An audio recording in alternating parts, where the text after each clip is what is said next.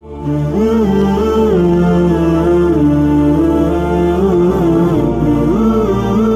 اللہ علیہ وسلم نے خود اپنی زندگی میں روزہ رکھا اور صحابہ کو سکھایا، لعلکم تتقون، تمہارے کھانے اور پینے کی ہم کو ضرورت نہیں ہے کہ تم سے کھانے اور پینے کو دور رکھ کر کے ہمیں اس سے کوئی فائدہ حاصل ہو رہا ہے، کوئی منفعت حاصل ہو رہی ہے، بلکہ فرمایا مقصد تمہارے اندر تقوی پیدا ہونا ہے، اللہ کے ڈر کو تمہارے دلوں میں بسانا ہے۔ روزے کی حالت میں جیسے اللہ کا خوف تمہارے دل میں ہوتا ہے، ایسا ہی خوف سال کے 11 مہینے میں ہر وقت اللہ کا ڈر تمہارے دلوں میں رہے، یہ کیفیت تمہیں پیدا کرنی ہے، اس لیے تم سے روزے رکھوائے جا رہے ہیں۔ بزرگان دین کا یہ مشہور مقولہ ہے کہ رمضان جس طرح گزرتا ہے اس کے سال کے 11 مہینے اسی طرح گزرتے ہیں۔ ہم اپنے رمضان سے اگلے سال کا نتیجہ اخذ کر سکتے ہیں، کیا میری 5 وقتہ نمازیں ہو رہی ہیں، کیا میری قرآن کی تلاوت ہو رہی ہے، کیا میری اذکار اور تسبیحات کا اہتمام ہو رہا ہے۔ اگر ماہ مبارک ہمارا صحیح گزرتا ہے، فرمایا کہ اس کے سال کے 11 مہینے بھی صحیح گزریں گے۔ بنیادی وجہ یہ ہے کہ یہ مہینہ روزہ رکھوا کر خوف خدا دل میں پیدا کر کے مشق کرائی جا رہی ہے۔ 11 مہینے زندگی اسی طرح گزارنے کی۔ جو مشق سے فائدہ اٹھاتا ہے اس اپنے تجربے سے امت کو مستفید کرتا ہے۔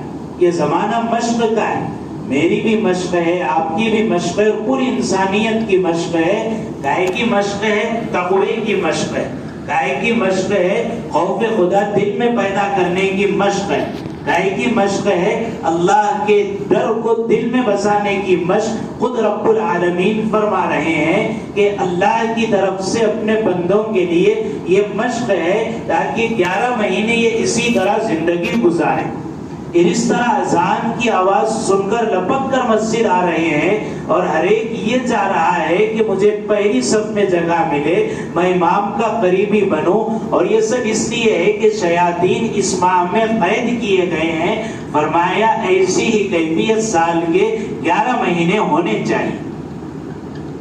ہاں، ایسی ہی کیفیت، ورنہ اگر یہ کیفیت ہماری صرف رمضان کی حد تک ہے تو سن لیجئے، ہم رمضان کے کلمہ گو مسلمان ہیں جسے رمضانی مسلمان کہتے ہیں۔ اور اگر سال کے 11 مہینے یہ کیفیت ہمارے اندر پیدا ہو رہی کہ اذان کی آواز سن کر دل میں خوف پیدا ہو رہا ہے، ایک داعیہ اللہ کے سامنے سجدہ کرنے کا پیدا ہو رہا ہے، ایک شوق ہے اللہ کے گھر حاضر ہو کر اللہ کے گھر کو آباد کرنے کی فکر ہے، تو سمجھ لیجئے ہم ربانی مسلمان ہیں، ہم اللہ کا کلمہ پڑھنے والے ہیں، ہم رمضان کی حد تک مسلمان نہیں۔ ہر مسجد والے کو یہ فکر ہے کہ مسجد کی توسیع کی جائے، یہ خیال ماہ مبارک میں کیوں آ رہا ہے؟ باقی 11 مہینے یہ فکر کیوں پیدا نہیں ہو رہی ہے؟ کیا 11 مہینے کلمہ الگ ہے، اذان الگ ہے، نماز الگ ہے، قرآن الگ ہے، کتاب الگ ہے، شریعت مطہرہ الگ ہے، سنت نبویہ الگ ہے، سب چیز وہی ہے جو رمضان میں ہے، لیکن اس کے باوجود جو ہی رمضان کا چاند طلوع ہو گیا، 1-2 روزے ہو گئے، مساجد نمازیوں سے کھچاکچ بڑھ گئی۔ اب ہر ایک کے دل میں یہ خیال ہے کہ مسجد کی توسیع کی جائے، اس کی گنجائش کے منصوبے اور پلاننگ کیے جائے۔ ایسا آخر عام دنوں کی فجر میں کیوں نہیں ہو رہا؟ میرے دوستو بزرگوں، یہ صرف اور صرف اپنے اللہ سے تعلق کی کمی۔ ماہ مبارک کا مسلمان اس لیے توفیق ہے تو یہاں تو شیطان قید ہیں، یہاں تو نفس کی روزہ رکھوا کر اس کے خواہشات کو جگڑ کر بند کر دیا گیا کہ اب وہ خواہشات کی اتباع نہیں کرے گا، اب وہ رحمان کے احکام کی اتباع کرے گا۔ ہم 30 دن استقامت سے روزہ رکھ کر یہ اپنا کمال نہ سمجھیں، کمال تو اس وقت ہوگا جبکہ مسجد عام دنوں کی عشاء اور فجر میں اسی طرح بھری رہے، یہ اس وقت کمال ہوگا۔ ہم اس وقت سمجھیں گے کہ ہاں ہمارے اندر تبدیلی آ گئی ہے، ہمارے دل میں اللہ کا ڈر پیدا ہو گیا ہے، ہم اذان سن کر مسجد آنے والے ہیں، بازار کی آبادی کی ہمیں فکر نہیں ہے۔ تب جا کر ہم سمجھیں گے کہ ہاں آج منہلی کا نوجوان ہے جو خوف خدا سے لبریز ہے، تقوی اور طہارت کا لباس اس نے سیبتن کیا۔ یہ تو اس وقت کہا جائے گا جب عام دنوں میں مسجدیں اس طرح بھری ہوئی، ہم کثرت کو دیکھ کر دھوکہ کھانے والوں میں سے نہیں کہ افراد بہت ہو گئے، ارے کس دن ہوئے ہیں، ماہ مبارک میں ہوئے ہیں، ہونے چاہیے عام دنوں میں، ہونے چاہیے عام دنوں کی فجر میں، ظہر میں، عصر، مغرب اور عشاء میں۔ ہم نے اسی رب کا کلمہ پڑھا ہے، اسی اذان کو سن کر ہم مسجد آ رہے ہیں جو اذان سال کی اور اوقات میں دی جا رہی۔ ہاں آج مسلم طبقے کا، ایمان والوں کا اپنے رب سے، اپنے رب کے بھیجے ہوئے پیغام سے یعنی کتاب اللہ سے اس کا رشتہ کمزور ہے۔ اب اس بات کو چاہے تصدیق کے دائرے میں لائیے یا مت لائیے، یہ بات یقینی ہے۔ ہم خود اپنے دل میں جائزہ لیں، کتنے ہیں جو روزانہ کلام اللہ کو پڑھتے ہیں؟ ہدی للناس وبینات، یہ رب فرما رہے ہیں کہ ہم نے اس میں تمہارے لیے ہدایت کا سامان رکھا ہے۔ ہم خود سوچیں، فجر کی نماز ہو رہی ہے، وہ 4 بندے جو سال پر قرآن لے کر بیٹھے ہیں، وہی 4 یا 6 یا 8 یا 10 اس سے زیادہ کی تعداد میں نے اپنے کمزور اور کوتاہ نگاہ سے نہیں دیکھی۔ قرآن میں اللہ فرما رہے ہیں فیہ شفاء للناس، تمہارے دل دنیا کے میل و کچیل سے جو زنگ آلود ہوئے ہیں اس کی صفائی ہم نے اس کلام اللہ میں رکھی۔ اسی کلام کو سن کر کے، اسی کلام پاک کی برکت سے اونٹ اور بکریاں چرانے والے سیدنا عمر بن خطاب رضی اللہ عنہ 1 2 نہیں 22 لاکھ مربع میٹر کے حاکم اور بادشاہت تھے۔ اسی کلام پاک کو سن کر ان کا دل بدلا تھا، اور کوئی کتاب نہیں اتری تھی اس وقت۔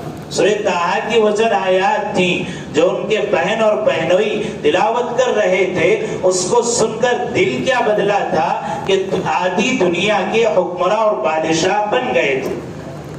مسلمان یہ چاہتا ہے کہ ہم بھی حاکم بنے، ہاں، لیکن وہ سامان اختیار نہیں کرتا جو اللہ نے قرآن میں تمہاری حکومت کے لیے اعلان کیا، انتم الاعلون ان کنتم مؤمنین۔ ہمارا یقین بازار پر، ہمارا یقین صبح سے شام تک کی کمائی پر، ذرا اور برا لگے مجھے معاف کرنا، ہمارا یقین سیاست دانوں کی مجلسوں پر اور ان کے جیب پر کہ یہی کچھ ہمارا بنائیں گے۔ وہ تو عوام کے ووٹ کے بھکاری ہیں، وہ کیا ہماری کچھ دنیا بنا سکتے ہیں؟ ہاں، بہت برا لگ رہا ہوگا یہ کیا کہہ رہے ہیں۔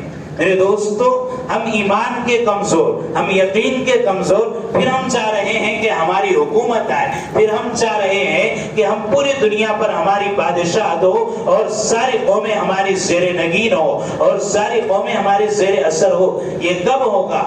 قرآن کی اس آیت پر عمل کرو، وہی ہوگا جو اللہ کا وعدہ ہے۔ ان وعد اللہ حق، اللہ اپنے وعدے میں سچے ہیں، اللہ اپنے وعدے میں پکے ہیں۔ اللہ کے وعدوں پر ہمیں یقین ہونا چاہیے جیسا سورج نکلنے کے بعد دن ہونے کا یقین ہوتا ہے۔ ان وعد اللہ حق، کلام اللہ کی آیت ہے، اللہ کا وعدہ سچا ہے۔ انتم الاعلون، کامیابی تمہارے قدم چومے گی۔ کیوں؟ تم دیکھتے نہیں تم سے پہلے جن قوموں نے کلام اللہ کو اپنایا، اس کے احکام کی اتباع کی، وہ اونٹوں کے چرانے والے دنیا کے حکمراں اور بادشاہ بن گئے کہ جن کے سامنے دنیا کے سپر پاور روم اور ایران تھراتی تھی، کب کپاتی تھی، ہمت نہیں ہوتی تھی بات کرنے کی، ویسے بنے تھے جب انہوں نے احکام قرآنیہ پر عمل کیا تھا۔ ہاں، انہوں نے انصاف کے لیے بادشاہ کے دربار میں اپنے آپ کو پیش کیا تھا کہ میں بھی اگر گناہ کروں تو مجھے بھی سزا ملنی چاہیے۔ یہاں ذات نہیں دیکھا جائے گا، حسب نسب نہیں دیکھا جائے گا، شخصیت کا امتیاز نہیں ہوگا۔ ہاں، دو دن پہلے کے حالات ملک کے سب کے سامنے ہر نوجوان جانتا ہے. ہماری مسجدوں پر اغیار پرچم لگا کر کے مسجدوں کو نشانہ بنا رہے ہیں اور اپنی قبضہ اپنا تسلط جمانے کی اس پر ناپاک کوشش کر رہے ہیں. گجرات کا حال کیا ہے، مہاراشٹر کا حال کیا ہے، اتر پردیش کا حال کیا ہے، مغربی بنگال کا حال کیا ہے، کتنے مسلمان ہیں، کتنی مائیں اور بہنیں ہیں. گجرات کے بڑودہ کے مقام پر دوستوں بزرگوں کمزور ماں اور بہنوں سے افطاریاں چھینی ہیں ظالموں نے اور ہمیں خبر بھی نہیں. 2 دن پہلے کی بات کر رہا ہوں، 20 سال اور 200 سال پہلے کی بات نہیں. بتاؤ کس کو اس بات کا علم ہے اور کس نے سنا ہے. ہاں، افطار کے وقت میں ہماری ماں اور بہنوں پر حملے ہو رہے ہیں اور ہمارا نوجوان اپنی خواہشات کی اتباع میں ہے اور اس سے قوم اور ملک و ملت کا فکر کا دامن گیر نہیں ہوتا. کتنے مساجد پر اغیار نے اس حادث نے اپنی کوتاہ نگاہوں سے دیکھا اور دیکھ کر بے انتہا آنسو جاری ہوئے کہ اس اللہ کے گھر کو ظالم اپنے پیروں سے مار رہے ہیں. کیوں نہ اللہ کی دھرتی پر اللہ کے زلزلے بار بار آئیں گے. سوشل میڈیا پر ساری ویڈیوز موجود ہیں، کتنوں نے میرے علاوہ اور دیکھا ہوگا. میرے دوستو، اغیار ہمارے خلاف کتنے زیادہ متفکر ہیں اور ہم اپنے دین سے کوسوں دور ہیں. ہاں، کئی ہیں جو راستہ چلتے ہوئے ریلیوں پر مسجد کے دیواروں پر پیروں سے مار رہے ہیں. بتاؤ کتنا بھی کمزور ایمان والا ہو وہ اپنے شعائر میں گستاخی برداشت نہیں کر سکتا. ہاں، کلام اللہ کی گستاخی ہو، رسول اللہ کی گستاخی ہو، بیت اللہ کی گستاخی ہو، شاعر اللہ کی گستاخی ہو، کوئی کمزور ایمان والا اس کو برداشت نہیں کر سکتا. ہاں میرے دوستوں بزرگوں، ہم ایمان سے بیزار ہو گئے. دین اسلام اور احکام اسلام پر عمل پیرا ہونے سے ہم بیزار ہو گئے کہ آخر کیا کریں گے. کامیاب اسی وقت ہوں گے جب دین پر 100% عمل پیرا ہوں گے. ہاں، اللہ کے رسول صلی اللہ علیہ وسلم نے فرمایا ان اللہ تعالی یرفع بهذا الكتاب اقواما، کہ قوموں کی ترقی اس کتاب سے جڑنے میں ہے. قوموں کی ترقی اس کتاب سے لو لگانے میں ہے، اس کتاب سے سینہ لگانے میں ہے. ہم خود اپنے آنکھوں کا جائزہ لیں، ہم خود دیکھیں کہ ہمارے ہاتھ کتنے دن ہوئے اللہ کے کلام کو ہاتھ میں لیے ہوئے اور کتنی دیر ہو گئی موبائل کو لیے ہوئے.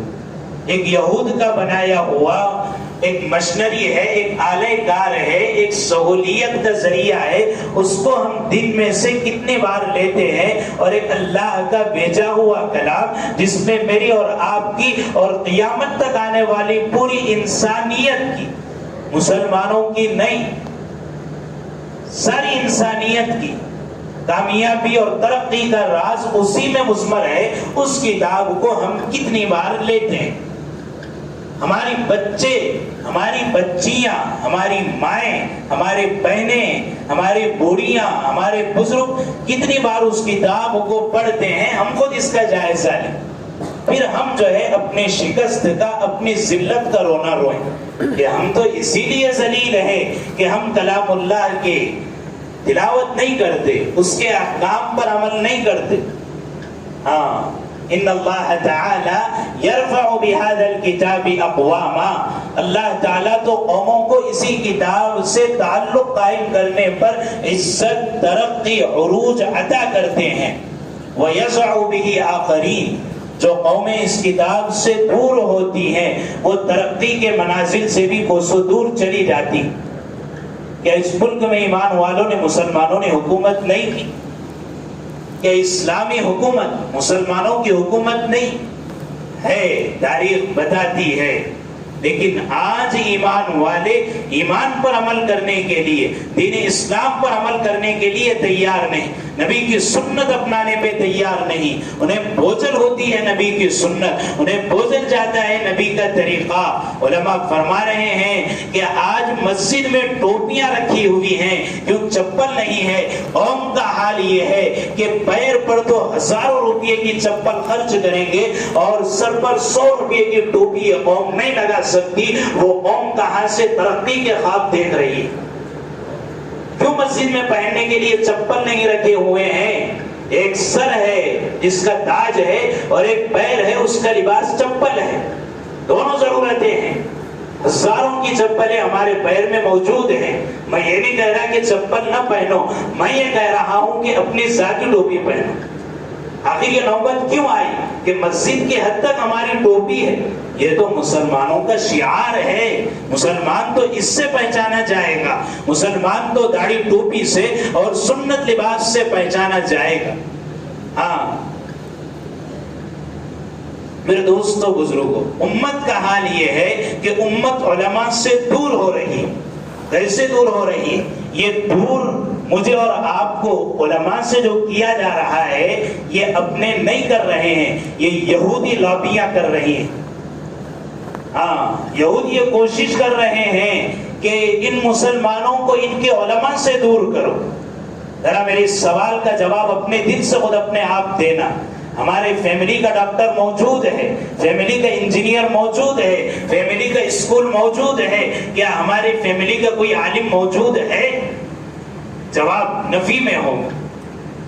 ہاں نماز کی فکر کرنے والا, نماز پڑھانے والا, نماز جنازہ پڑھانے والا اور دین اسلام کے احکام اور مسائل سمجھانے والا اور مسجد میں آ کر دین اور اسلام اور احکام اور شریعت اور قرآن اور کتاب کا درس دینے والا ایک وقت کا عالم دین ہوتا ہے. لیکن امت اس سے اتنا کوسوں دور ہے کہ اسے کبھی فکر بھی نہیں ہوتی کہ میں اپنے عائلی مسائل, میں اپنے معاشرتی مسائل آخر پوچھوں تو صحیح. کیا نقصان ہوا علماء سے کٹنے کا آپ کو بتاتا ہوں کہ امت فرائض میں کوتا ہو گئی, سنت اور نوافل کو تو دور رکھی. کیسے دور ہو گئی فرائض سے؟ 5 اسلامی بنیادیں ہیں جس میں سے ایک اہم بنیاد, اسلام کی ایک اہم بیسک زکوٰۃ بھی ہے. ہم جائزہ لیں کہ ہم میں سے کتنے ہیں جو زکوٰۃ کے ادا کرنے والے ہیں.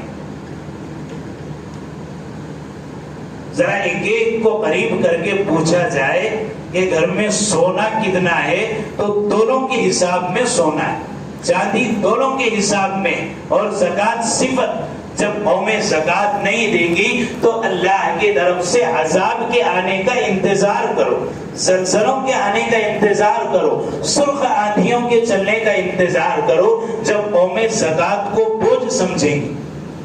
ہاں اس حدیث نے معلوم کیا کئی لوگوں سے 8 تولے سونا موجود ہے لیکن اس کے باوجود بھی زکوٰۃ نہیں. میرے دوستو بزرگوں, آخر کیوں ہے یہ زکوٰۃ؟ ان غریبوں کو, ان مسکینوں کو, ان محتاجوں کو عید کی خوشی میں ہمارے ساتھ شریک کرنے کے لیے اور ان کی ذمہ داری کو سمجھنے کے لیے, اس لیے ہے زکوٰۃ. ہاں تأخذ من اغنیائہم وتصدق علی فقرائہم, مالداروں سے لینا ہے اور غریبوں پر اس کو تقسیم کرنا ہے. حساب لگائیں ہم کتنے ہیں جو زکوٰۃ کے دینے والے ہیں اور زکوٰۃ کو بوجھ سمجھ رہے ہیں. یہ اسلام کا ایک فرض ہے, دینا ہی ہے. نہیں دینے والے کے لیے اللہ نے فرمایا یوم یحمى علیہا فی نار جہنم فتقوی بہا جباہہم وجنوبہم وظہورہم. سونا بھی آئے گا, چاندی بھی آئے گا, پیسہ بھی آئے گا اور سب گلے کا توق بنے گا اور آگ کے انگارے سے چپکائے گا, سینے کو بھی چپکائے گا, چھاتی کو بھی چپکائے گا, پیشانی کو بھی چپکائے گا, بازوؤں کو بھی چپکائے گا. آگ کا توق بن کر آدھا ما کنستم لانفسکم, ارے میں ہی وہ سونا ہوں جس کو تم نے ذخیرہ بنا کر رکھا تھا, آج لو میں ہی تمہیں داغ رہا ہوں. ہاں یہ نقصان ہوگا. یہ نقصان ہوا امت علماء سے کٹ گئی. ہاں علماء دین کے ذمہ دار, دین کے ٹھیکیدار, دین کی بات کو سمجھانے والے, غیر عالم سے مسئلہ پوچھ کر. اللہ کے نبی صلی اللہ علیہ وسلم نے فرمایا اخیر زمانے میں ایک امت آئے گی, اس امت کا حال کیا ہوگا کہ وہ جاہلوں سے, جاہل کا مطلب غیر عالم سے, ہاں یہاں مراد شریعت میں جاہل سے مراد غیر عالم یعنی وہ جو شریعت سے ناواقف ہے, دنیا کا بہت بڑا تعلیم یافتہ ہے, وہ دنیا دار ہے, دین کا علم جاننے والا نہیں. اللہ کے نبی صلی اللہ علیہ وسلم فرماتے ہیں کہ عوام سے مسئلہ پوچھیں گے, فَيُضِلُّ وَيُضِلُّ بِهِمْ، خود بھی گمراہ ہوں گے غلط مسئلہ بتا کر، اور غلط مسئلہ بتانے والے جو عمل کریں گے وہ بھی گمراہ ہوں گے۔ آج دیکھیں ہم اپنے گھروں کے مسائل میں کتنا دین کی طرف رجوع ہیں، کتنا ہم قرآن کی طرف رجوع ہیں۔ قرآن آج بھی وہی ہے، قرآن کے احکام وہی ہیں، ان باتوں پر اگر ہم عمل کریں گے ہم ہی سربلند ہوں گے، ہم ہی کامیاب ہوں گے، ہم ہی سرخرو ہوں گے، ترقی ہماری ہوگی، حکومت ہماری ہوگی، ساری قومیں ہماری زیر ہوں گی۔ ہاں، ساری قومیں۔ میرے دوستوں بزرگوں، کتاب مقدس کے تعلق سے بات چل رہی تھی۔ اللہ رب العزت نے جو کتاب مجھے اور آپ کو عطا فرمائی ہے